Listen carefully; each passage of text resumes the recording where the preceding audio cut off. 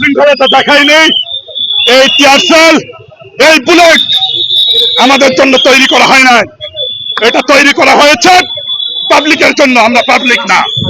অন্তর্বর্তীকালীন সরকারের পক্ষ থেকে আপনাদেরকে কোনো আলটিমেটাম না দিয়ে কেন আমরা এখনো অন্তর্বর্তীকালীন সরকারের ইন্টেরিয়র গভর্নমেন্টের প্রধান উপদেষ্টা যে আছেন ওনার কাছে আমাদের আকুল আবেদন, আমরা চাই এটা নিরসন যত দ্রুত হবে এই বাংলাদেশের মানুষ ততটা শান্তিতে ঘুমাতে পারবে।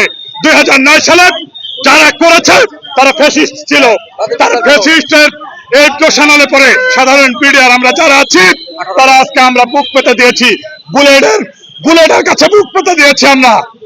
আমরা চাই এই রেশনাল থেকে মুক্তি পেতে।